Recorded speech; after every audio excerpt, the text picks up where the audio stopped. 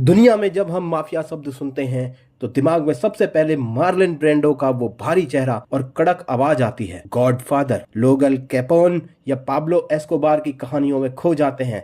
लेकिन सच तो ये है कि ये सब उस एक संगठन के सामने जेब कतरे भी नहीं है जो आपकी जेब से हर रोज पैसे निकालता है बिना कोई गोली चलाए। इसे दुनिया OPEC, organisation of the petroleum exporting countries कहती है, लेकिन हकीकत में ये दुनिया का सबसे बड़ा ऑयल कार्टेल है। अब ज्ञानी चाचा आकर बोलेंगे कि बेटा ये तो बस देशों का एक ग्रुप है, लेकिन इन्हें बताओ कि अब ये ग्रुप अपनी उंगली हिलाता है ना तो आपकी बाइक का पेट्रोल और घर का राशन दोनों महंगा हो जाता है चाचा। ओपेक और उसके बड़े भाई ओपेक प्लस का सालाना रेवेन्यू अरबों डॉलर में है। इसमें सऊदी अरब, यूएई, कतर, कुवैत और अब रूस जैसे खिलाड़ी भी शामिल हैं।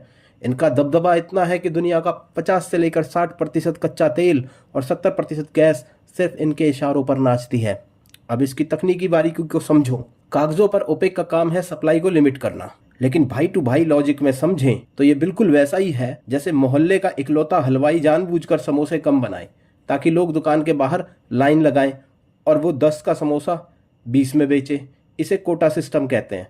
अगर मार्केट में 100 लीटर तेल की मांग है तो ये लोग मिलकर तय करेंगे कि सिर्फ 90 लीटर ही निकालेंगे।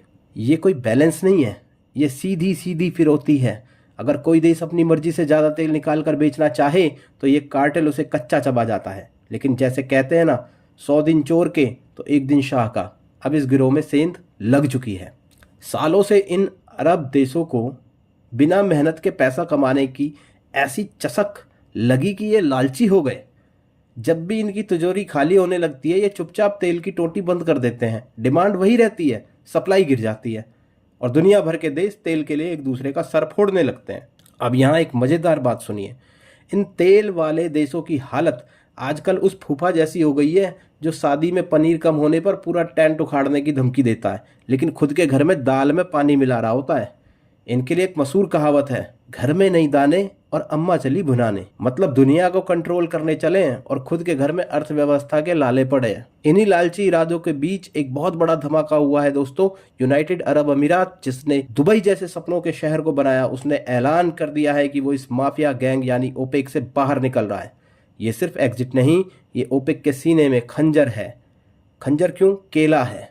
सीने में खंजर और हाथ में केला, क्योंकि यूएई उसका फाउंडिंग मेंबर था तो उसका केला देना बनता भी था। अब आप सोचेंगे कि यूएई ने ऐसा क्यों किया, केला क्यों दिया? इसके पीछे कड़वा सच और गहरी कूटनीति है। पहला कारण, ईरान।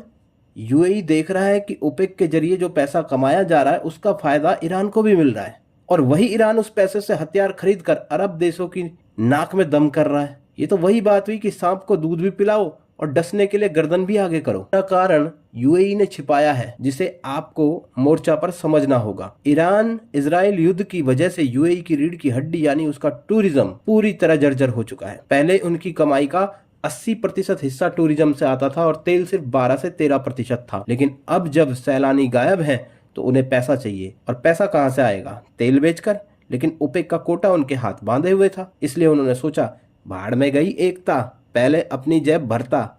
ओपेक से बाहर निकलो, तेल की टोटी पूरी खोलो और जितना मर्जी उतना बेचो। अब इस पूरे खेल का असली विनर कौन है? हमारा प्यारा भारत। यूएई के इस फैसले से मार्केट में तेल की बाढ़ आ जाएगी। जब सप्लाई बढ़ेगी तो कीमतें गिरेंगी। कच्चा तेल जो 105 डॉलर प्रति बैरल तक पहुंच गया था, अब उसे नीचे आना ही होगा। ऊपर से भारत और यूएई की दोस्ती इतनी गहरी है कि हमें डिस्काउंट वाला तेल मिलने के चांस बढ़ गए दोस्तों।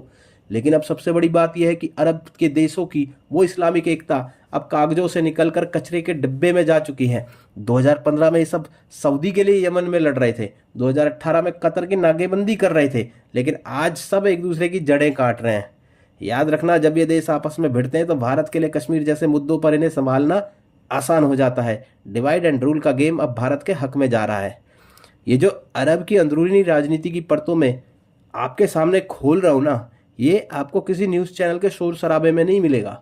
अगर आप चाहते हैं कि कूटनीति के शतरंज में आप भी एक खिलाड़ी की तरह सोचें और भारत के बढ़ते कदमों की हर बारीक खबर से अपडेट रहें, तो इस मोर्चा का हिस्सा बनिए। सब्सक्राइब का बटन अंगूठे से दबा दीजिए अपने, और इस वैचारिक युद्ध में हमारे साथ जुड़ जाइए भाई साहब, क्योंकि यहाँ सिर्फ खबरें नहीं, हकीकत का विश्लेषण होता है। अगले कुछ हफ्तों में आप देखेंगे कि कैसे ये अरब देश एक दूसरे के खून के प्यासे होंगे, एक दूसरे की बोटी नोच रहे होंगे और इसकी पहली रिपोर्ट यहीं मिलेगी। तब तक के लिए सतर्क रहिए और देखते रहिए मोर्चा।